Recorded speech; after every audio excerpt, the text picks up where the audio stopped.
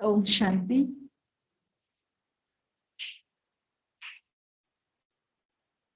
राजयोग meditation कोर्सच्या आजच्या द्वितीय सत्रामध्ये आपल्या सगळ्यांचं हार्दिक स्वागत आहे. तर आपण कालच्या सेशन मध्ये पाहिलं की या शरीराला चालवणारी चैतन्य शक्ती मी आत्मा आहे. शरीर आणि आत्मा हे दोन वेगवेगळे आणि हे माझं शरीर आहे. तर शरीर म्हणजे प्रकृती, 5 तत्व, भौतिक, आणि आत्मा ही अभौतिक आहे, नॉन फिजिकल आहे.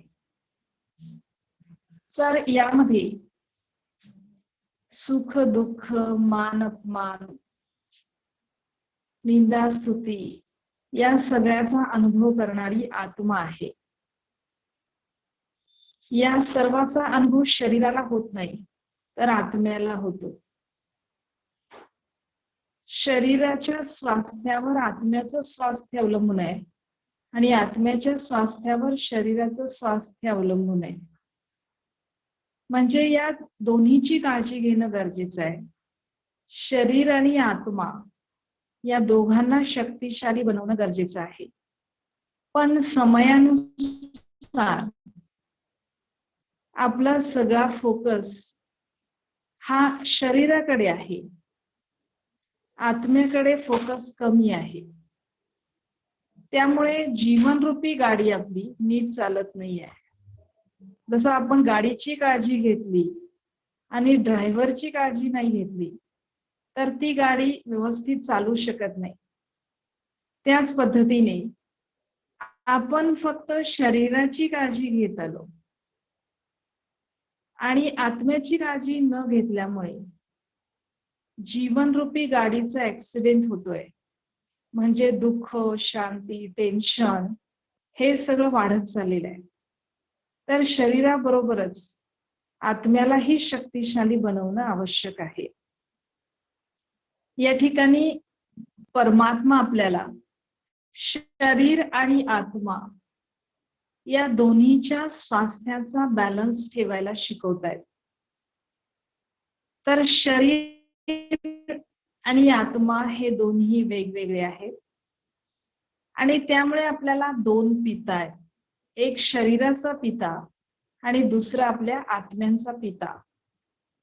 तर जसं आत्म्याचं स्वरूप आहे तसंच आपल्या आत्म्यांच्या पित्याचं स्वरूप आहे. आत्मा जशी अति सूक्ष्म चैतन्य शक्ती आहे तसाच आपल्या आत्म्यांचाही पिता आहे की मी आत्मा आहे. आणि मेडिटेशनची, राजयोगाची ही फर्स्ट स्टेप आहे.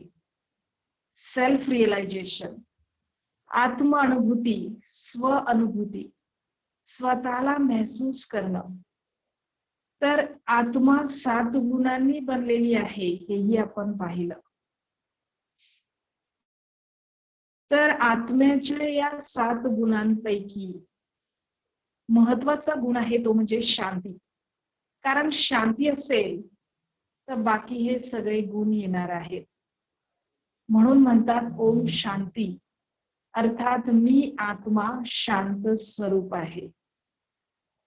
मी कशी आहे हे आपण दुसऱ्यांच्या म्हणण्यानुसार ठरवलं. कुणी म्हटलं चांगली आहे तर आपण त्यानुसार ऍक्सेप्ट केलं आणि आपल्याला खुशी झाली. कुणी आपल्याला वाईट म्हटलं तर त्यानुसार आपण ते स्वीकारलं आणि आपण दुःखी होत आलो. आता परमात्मा आपल्याला आपल्या मूळ स्वरूपाची आठवण करून देत आहे की मूळ रूपामध्ये मी आत्मा कशी आहे. तर मूळ रूपामध्ये मी शुद्ध आणि पवित्र आहे, शांत स्वरूप, आनंद स्वरूप, प्रेम स्वरूप, शक्ती स्वरूप आहे, ज्ञान स्वरूप आहे. पण जन्म मरणाच्या फेऱ्यात आल्यामुळे आपल्यामधल्या ह्या गुणांमध्ये अवगुण सुद्धा मिक्स झालेले आहेत, विकार मिक्स झालेले आहेत. त्यामुळे मूळ गुण जे आहेत ते आपले झाकले गेलेले आहेत. तर आता आपल्याला आपल्या मूळ गुणांची स्मृती जागृत करायची आहे. तर ही आत्मानुभूती करत असताना आपल्यामध्ये आणखी पण एक्सटर्नल पॉवरची गरज असते. कारण बऱ्याच वेळेला आपल्याला असं जाणवतं की आपण स्वतःच कमजोर आहे किंवा स्वतः कोणतंही कार्य करण्यासाठी थोडस लिमिटेशन्स आहे, कुठल्या तरी पॉवरची आपल्याला गरज आहे असं आपल्याला जाणवतं. तर राजयोगाची सेकंड स्टेप आहे ती म्हणजे परमात्मा अनुभूती, गॉड रिअलायझेशन.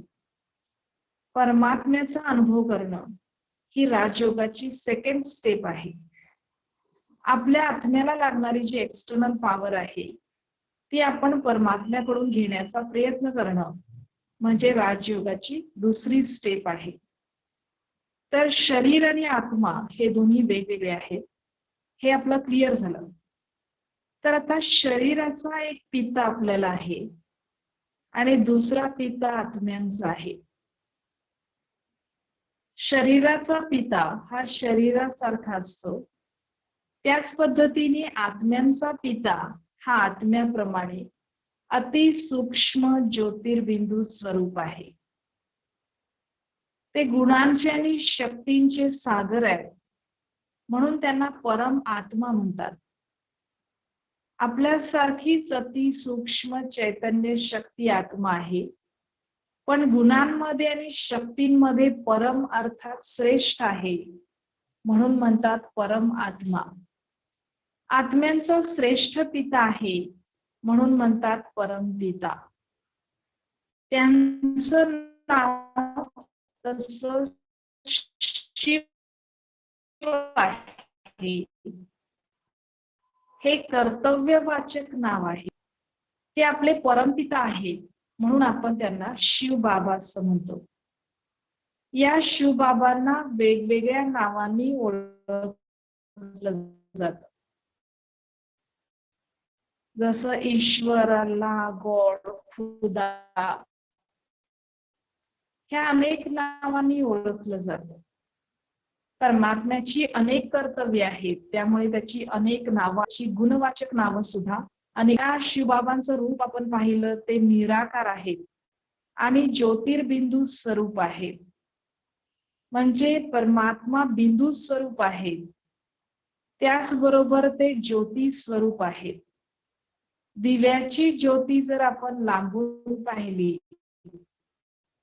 तर ती बिंदू स्वरूप दिसते, म्हणून म्हणतात परमात्मा सुद्धा असा ज्योती स्वरूप आहे, त्याचबरोबर बिंदू स्वरूप आहे, म्हणून म्हणतात ज्योतिर्बिंदू स्वरूप. त्यानंतर त्यांचं घर परमधाम आहे आणि त्यांचं कर्तव्य स्थापना, पालना आणि विनाश आहे. तर आज आपण पाहणार आहोत की परमात्म्याचं जे घर आहे ते नेमकं कुठं आहे. आपण तर बरेच जण असं मानत आला की परमात्मा सगळीकडे आहे, जळी स्थळी काष्टी पाषाणी भरून उरलेला आहे. परंतु या सर्व ठिकाणी परमात्म्याच्या शक्ती आहेत, पण परमात्मा कुठे राहणारे आहेत तर त्यांचं धाम आहे परमधाम. ते परमधाम जे आहे त्या स्थानाला ब्रह्मलोक निवासी आहे. तर शिवबाबा साक्षात कुठं राहतात तर परमधाम मध्ये. ज्या पद्धतीने सूर्य एकाच ठिकाणी आहे, पण सूर्याचा प्रकाश आणि उष्णता सर्वत्र आहे, त्याच पद्धतीने शिवबाबांच्या शक्तींचा अनुभव पृथ्वीवर आपल्याला कुठेही करता येतो. सगळ्या मंदिरांमध्ये आपल्याला शांती जाणवते, मस्जिद मध्ये, चर्च अशा ठिकाणी तर आपल्याला शांती जाणवते. इव्हन आपल्या घरातल्या देव्हाऱ्यासमोर जरी आपण उभे राहिलो तरी आपल्याला शांती जाणवते, शांती मिळते. याचा अर्थ या सर्व ठिकाणी शिवबाबांच्या शक्ती आहेत. पण शिवबाबा कुठे आहेत ते आज आपण पाहणार आहोत. तर या पूर्ण सृष्टीमध्ये म्हणा किंवा विश्वामध्ये 3 लोक आहेत. आपण 3 लोक तर ऐकले असतील, आपण पाहणार आहोत. तर याच्यापैकी सगळ्यात खाली जे दाखवलेलं आहे त्याला साकार मनुष्य लोक असं म्हणतात. आपली पृथ्वी या दुनियेमध्ये आहे. आपल्या पृथ्वीच्या सभोवताली जे सगळं पंचमहाभूतांनी बनलेलं वातावरण आहे याला साकार मनुष्य लोक असं म्हणतात. म्हणजे जिथपर्यंत आपल्याला आकाश दिसतं तिथपर्यंतची ही सगळी दुनिया 5 तत्वांनी बनलेली आहे. पृथ्वी, आप, तेज, वायू आणि आकाश या 5 तत्वांनी बनलेली ही दुनिया आहे. आणि या दुनियेमध्ये आपण आत्मा हा 5 तत्वांनी बनलेला शरीर रूपी ड्रेस धारण करतो आणि या पृथ्वी रंगमंचावर आपण आपली भूमिका करतो. म्हणजे ही दुनिया पण साकार 5 तत्वांनी बनलेली आहे. त्याचबरोबर आपलं शरीर पण साकार 5 तत्वांनी बनलेला साकार मनुष्य लोक असं म्हणतात. याच्यावरती आकाशाच्या पलीकडे एक दुसरी दुनिया आहे. या दुनियेला सूक्ष्म लोक असं म्हणतात. या दुनियेमध्ये 3 देवता राहतात, ब्रह्मा, विष्णू आणि शंकर. यांचं जे शरीर आहे ते सूक्ष्म शरीर आहे. 5 तत्वांनी बनलेलं हे शरीर नाही आहे, तर सूक्ष्म प्रकाशमय शरीर आहे. आणि म्हणून या दुनियेला सूक्ष्म म्हणतात. इथं या 3 देवता राहतात, ब्रह्मा, विष्णू. याच्या पलीकडे एक तिसरी दुनिया आहे, जी दुनिया 6व्या ब्रह्मतत्वानी बनलेली आहे. आणि म्हणून या दुनियेला ब्रह्मलोक असं म्हणतात. या ब्रह्मलोक मध्ये हे जे आपल्याला दिसत आहे दिव्य सितारेंची ही दुनिया आत्म्यांचं घर आहे. याला म्हणतात परमधाम. या परमधाम मध्ये अजून जे आत्मे पृथ्वीवर आलेले नाहीये ते इथं राहत आहेत. आणि यामध्ये सगळ्यात वरती जो एक तेजस्वी बिंदू दिसत आहे ते आहेत शिवबाबा, ज्यांना आपण ईश्वर, अल्लाह, गॉड, खुदा या नावाने ओळखत आलो. तर हे शिवबाबांचं घर आहे, याला परमधाम म्हणतात. तर इनडायरेक्टली आपल्या बुद्धीमध्ये हे आहेच की शिवबाबा वरती राहणारे आहेत. आणि म्हणून आपण ईश्वर, अल्लाह, गॉड, खुदा असं ज्यावेळी म्हणतो त्यावेळी इशारा वरच्या दिशेने करतो, कारण परमात्मा वरती राहणारे आहे. गीतेमध्ये सुद्धा असं परमधाम आहे. परमात्मा असं म्हणतात की न तद्भासते सूर्यो न शशांको न पावकः यद गत्वा निवर्तन्ते तद्धाम परम मम. म्हणजे परमात्म्याने गीतेमध्ये सांगितलेलं आहे की माझं घर परमधाम आहे, ज्या स्थानाला सूर्य, चंद्र आणि अग्नी प्रकाशित करू शकत नाही. आणि म्हणून गीतेमध्ये हा श्लोक आहे. म्हणजे गीतेमध्ये सांगितलेलं आहे की परमात्म्याचं घर परमधाम आहे. अल्लाह, गॉड, खुदा म्हटलं की नकळत इशारा करतो की परमात्म्याचं घर वरती आहे. परंतु आपल्याला विश्वविद्यालयाच्या द्वारे हे क्लिअरली ज्ञान दिलं जात आहे की आपलं घर कुठं आहे आणि परमात्मा कुठे राहणारे आहे. तर आपण या पृथ्वीरूपी रंगमंचावर जे आलेलो आहोत ते आपल्या त्या परमधाम घरातून आलेलो आहोत. आणि हे सगळं नाटक संपलं की आपल्याला पुन्हा आपल्या घरी परत जायचं आहे. म्हणजे आपलं हे परमनंट घर आहे किंवा हा आपला परमनंट ऍड्रेस आहे. तर शिवबाबांची आठवण करत असताना आपण मन आणि बुद्धीच्या द्वारे शिवबाबांच्या या घरामध्ये जाण्याचा प्रयत्न करायचा आहे. परमात्म्याची आठवण करणं ही मेडिटेशनची सेकंड स्टेप आहे. यालाच गॉड रिअलायझेशन ही असं आपण म्हणू शकतो किंवा याला आपण परमात्मा अनुभूती असंही म्हणू शकतो. तर हे शिवबाबा परमात्मा, ईश्वर, अल्लाह, गॉड खुदा आहे. परमात्म्याचे एक क्रायटेरिया ही आहे की परमात्मा निराकार असायला पाहिजे. निराकार अर्थात ज्याला शरीर नाही असा निराकार. कारण शरीराच्या बंधनात आल्यानंतर शक्तींमध्ये चढ उतार होतो. पण निराकार परमात्मा सर्व शक्तींचा सागर सदाच आहे. तो सदा शिव आहे, सदा कल्याणकारी आहे. दुसरं म्हणजे परमात्मा सर्व मान्य असायला पाहिजे. तर परमात्मा सर्व मान्य कसा आहे ते आपण पाहणार आहोत. कारण सर्व आत्म्यांचा परमपिता हा शिव बाबा आहे. तर सर्व जाती धर्मांमध्ये प्रत्यक्षपणे किंवा अप्रत्यक्षपणे या शिवबाबांचीच आठवण केली जाते. कारण सगळ्या शक्तींचा आणि सगळ्या गुणांचा सर्वात मोठा स्रोत म्हणजे परमात्मा शिव बाबा आहे. तसं तर हिंदू धर्मामध्ये अनेक देवी देवतांची पूजा केली जाते. साकार देवी देवतांची पूजा करत असताना सुद्धा निराकार परमात्म्याची पूजा शिवलिंगाच्या रूपामध्ये केली जाते. निराकार परमात्म्याची पूजा द्वापर युगापासून शिवलिंगाच्या रूपामध्ये होऊ लागली. शिवलिंगाचा जर आपण आकार बघितला तर शिवलिंगाला मनुष्याचा किंवा प्राण्याचा आकार नाहीये. म्हणजे शिवलिंग जे आहे ते निराकार परमात्म्याचं प्रतीक आहे.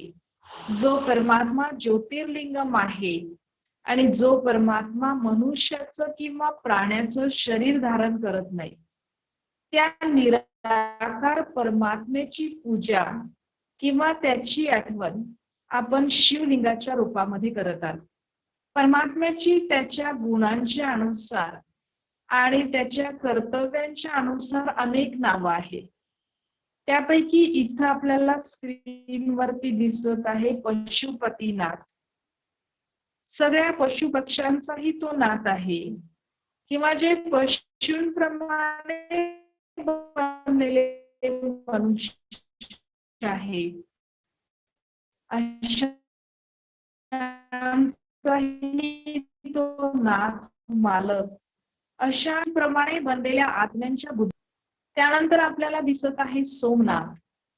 तर सोमनाथ अर्थात शिव बाबा आपल्या आत्म्याच्या कला वाढवणारा, गुण आणि शक्ती वाढवणारा परमात्मा शिव आहे. आणि म्हणून शिवबाबांची पूजा सोमनाथ नावाने शिवलिंगाच्या रूपात केली जाते. त्यानंतर आहे विश्वनाथ. शिवबाबा सर्व विश्व शिवबाबांची पूजा विश्वनाथ नावाने शिवलिंगाच्या रूपात केली जाते. त्यानंतर आहे अमरनाथ. सर्व अमर आत्म्यांचे ते नाथ किंवा मालक आहेत आणि म्हणून शिवबाबांची पूजा अमरनाथ नावाने शिवलिंगाच्या रूपात केली जाते. त्यानंतर सर्व जी 12 ज्योतिर्लिंग आहेत या सर्व ठिकाणी शिवलिंगाची पूजा केली जाते. म्हणजे ती सर्व शिवबाबांची वेगवेगळी नावं आहेत. शिवबाबांची पूजा शिवलिंगाच्या रूपामध्ये विविध नावांनी केली जाते. त्यानंतर रामेश्वरम अर्थात रामाचाही ईश्वर. रामाने सुद्धा शिवलिंगाची पूजा केली आणि शिवाकडून शक्ती घेतली अशी मान्यता आहे. म्हणजे रामाकडे ज्या शक्ती आल्या त्या शिवाकडून आल्या. रामाकडून या शक्ती हनुमानाकडे गेल्या आणि आपण हनुमानाची पूजा केली तर आपल्यालाही त्या शक्ती मिळतात. म्हणजे आपण हनुमानाची जरी पूजा करत असलो, स्रोत हा शिव परमात्मा आहे. त्यानंतर कृष्णेश्वर नावाने सुद्धा शिवलिंगाची पूजा केली जाते, कारण ते शिवबाबा कृष्णाचेही ईश्वर, कृष्णाचेही परमपिता आहे. त्यानंतर नारायणेश्वर नावानेही शिवलिंगाची पूजा केली जाते, कारण ते नारायणाचेही ईश्वर आहे. त्यानंतर दुर्गेश नावाने सुद्धा शिवलिंगाची पूजा करतात, कारण ते दुर्गा देवीचेही ईश्वर आहेत. जवळजवळ सगळ्याच देवींना शिव शक्ती मानतात. म्हणजे या देवींकडे ज्या शक्ती आल्या त्या शिवबाबांकडून आल्या, किंवा या शक्तींची निर्मिती शिवाने केली अशीही मान्यता आहे. म्हणजे या सर्व देवींचाही परमपिता शिवबाबा आहे. त्यानंतर शंकरापुढे शंकरालाही ध्यान करताना दाखवतात. म्हणजे शंकर सुद्धा कुणाचं ध्यान करतात, तर शिवाचं ध्यान करतात. शंकराकडे ज्या शक्ती आल्या त्या शक्तींचा स्रोत म्हणजे शिवबाबा आहे. म्हणजे शिवबाबांकडून शक्ती शंकराकडे आल्या, शंकराकडून या शक्ती गणपतीकडे गेल्या, आणि आपण ज्यावेळी गणपतीची पूजा करतो तर तेव्हा आपल्यालाही या शक्ती मिळतात. म्हणजे आपल्याही शक्तींचा मूळ स्रोत हे शिवबाबा आहेत. म्हणजे आपण ज्या सर्व देवी देवतांची पूजा करतो यांचे परमपिता शिवबाबा आहेत. त्यानंतर सर्व साधू संतांनी सुद्धा या देवी देवतांची पूजा करून शक्ती मिळवली, आणि या देवी देवतांनी शिवबाबांच्या साधू संत आहेत, सिद्ध पुरुष आहेत, यांच्याही शक्तींचा स्रोत म्हणजे शिवबाबा आहेत. त्यानंतर ख्रिश्चन धर्मामध्ये शिवबाबांना ईश्वराला गॉड म्हणतात, आणि ईश्वराला त्यांनी ज्योती स्वरूप मानलं. म्हणजे गॉड इज लाईट. म्हणजे ईश्वर प्रकाशमय आहे. ईश्वराचं स्वरूप त्यांनी ज्योतिर्मय मानलं, आणि म्हणून प्रार्थना करताना मेणबत्ती ठेवली जाते आणि मेणबत्तीच्या ज्योतीवरती मनाला एकाग्र केलं जातं. म्हणजे शिवबाबांचं प्रतीक मेणबत्तीच्या ज्योतीच्या रूपामध्ये त्यांनी मानलं. त्यानंतर गुरु नानकनी परमात्म्याला ओंकार मानलं. एक ओंकार असं म्हणतात. म्हणजे ईश्वर एक आहे आणि तो ओंकार स्वरूप अर्थात निराकार आहे असं मानलं. गुरु नानकनी किंवा येशू ख्रिस्तांनी सर्व साधू संतांनी इशारा वरच्या दिशेने केला. साईबाबांनी सुद्धा इशारा वरच्या दिशेने केला आणि सांगितलं की सबका मालिक एक है. म्हणजे ह्या सर्वांनी एका निराकार परमात्म्याची आठवण करून शक्ती प्राप्त केल्या, आणि आपल्यालाही हाच मेसेज दिला की त्या परमात्म्याकडे जावा, त्या परमात्म्याची आठवण करा, त्याची आराधना करा, म्हणजे तुम्ही दुःख आणि अशांती मधून मुक्त व्हाल. म्हणजे गुरु नानकनी सुद्धा निराकारच वर्णन केलेलं आहे. सत श्री अकाल असं त्याचं वर्णन केलं जातं. तर सतश्री अकालचा अर्थ असा आहे की ईश्वर सत्य आहे, ईश्वर श्री आहे अर्थात श्रेष्ठ आहे, अर्थात ईश्वर निराकार आहे, म्हणजे त्याला कोणताही काळ कधीही खाऊ शकत नाही. म्हणजे काळाच्या पंजातून मुक्त असा परमात्मा शिव आहे असं त्यांनी परमात्म्याचं वर्णन केलं. त्यानंतर बौद्ध धर्मामध्ये सुद्धा ईश्वराला निराकार मानलं जातं. मुस्लिम धर्मामध्ये सुद्धा ईश्वराला निराकार मानलं जातं, नूर मानलं जातं, प्रकाश स्वरूप मानलं जातं, आणि याचं प्रतीक निराकार परमात्म्याचं प्रतीक संज्ञास्वद रूपामध्ये आहे आणि वेगवेगळ्या रूपाने सर्वच मनुष्यात्मे, त्याचबरोबर सर्व संत आत्मे आणि सर्व साधू संत म्हणा किंवा सर्व देवात्मे या निराकार रूपामध्ये परमात्म्याला मानतात.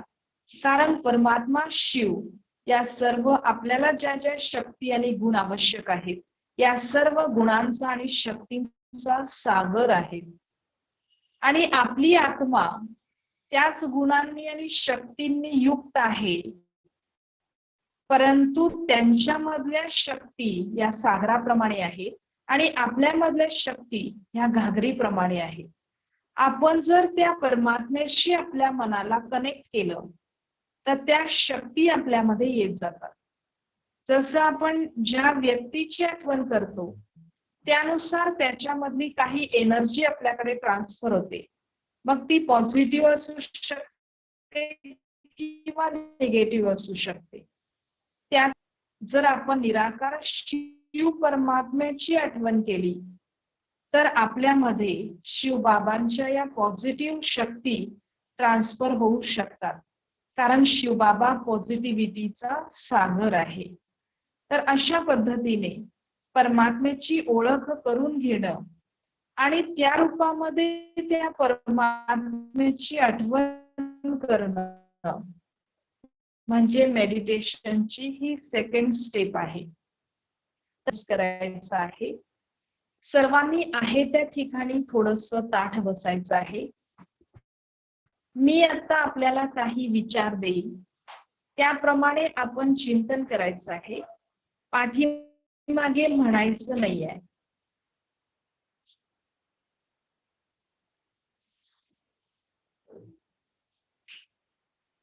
काही क्षणांसाठी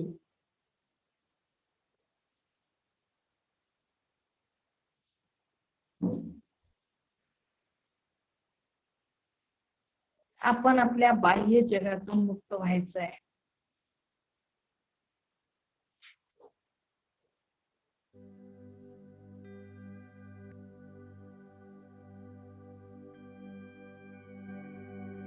आणि आपल्या आंतरिक जगामध्ये जायचं आहे.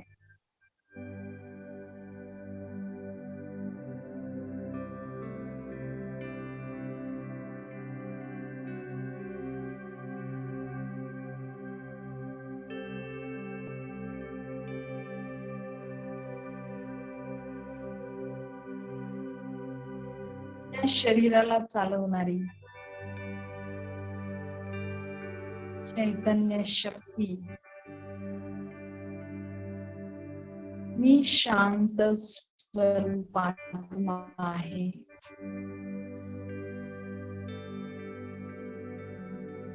दोन भुवयांच्यामध्ये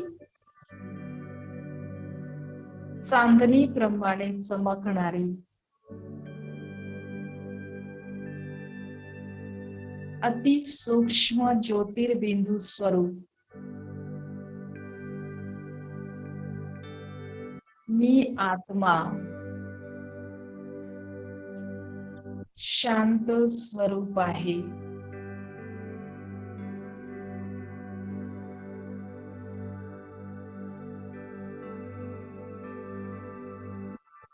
मी आत्मा सर्व नकारात्मक व्यर्थ विचारांपासून मुक्त होत आहे.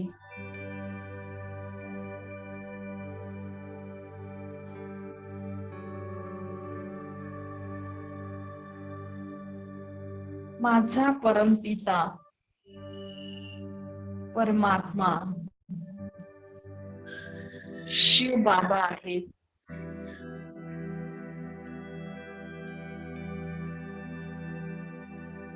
कसं माझं स्वरूप आहे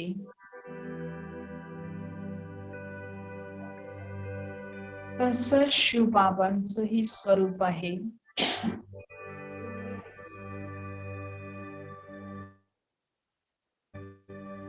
आता मी आत्मा मन आणि बुद्धीच्या द्वारे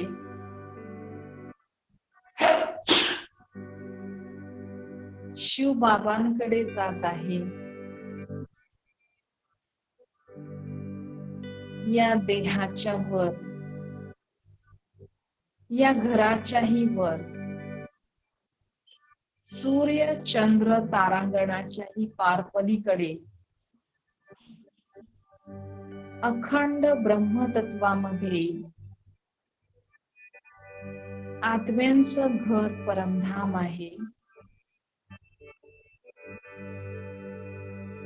परमधाम मध्ये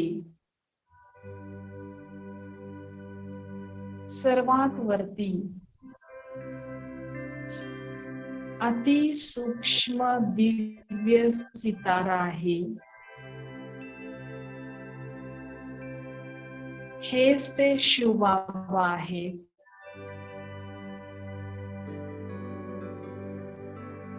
ज्यांना मी जन्म जन्मांतर शोधत आलेले आहे.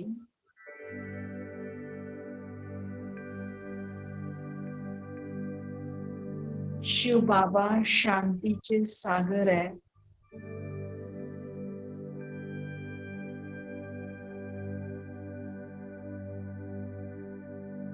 शिवबाबांमधून अनंत शांतीच्या लहरी प्रवाहित होत आहेत.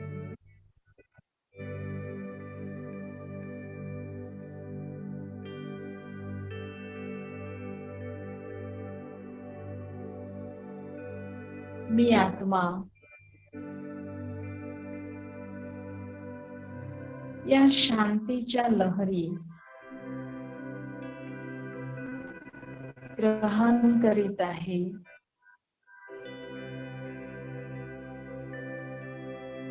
शांती सागर शिवबाबांच्या सानिध्यामध्ये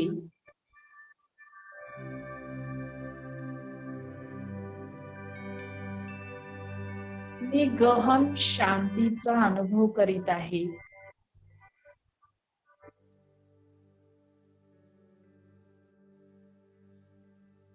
ही शांतीची शक्ती माझ्या बुद्धीला दिव्य आणि अलौकिक बनवत आहे.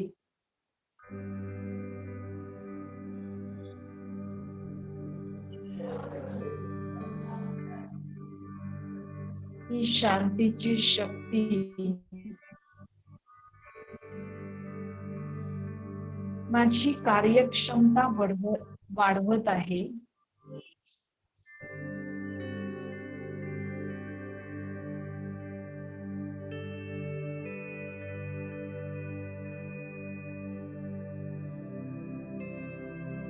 मी शांत स्वरूप आत्मा पुन्हा माझ्या देहामध्ये येत आहे.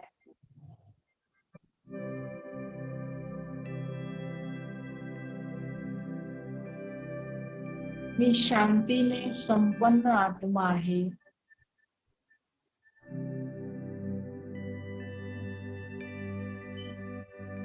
माझ्याद्वारे या शांतीच्या लहरी संपूर्ण विहोत आहेत.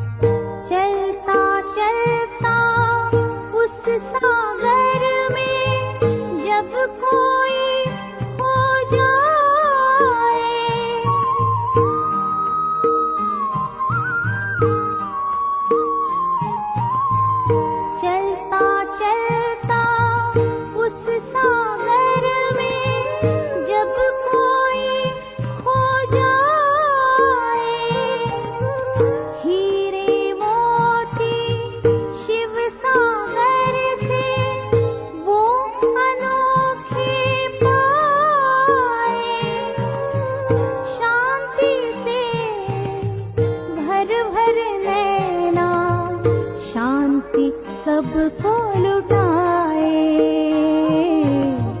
शांति सबको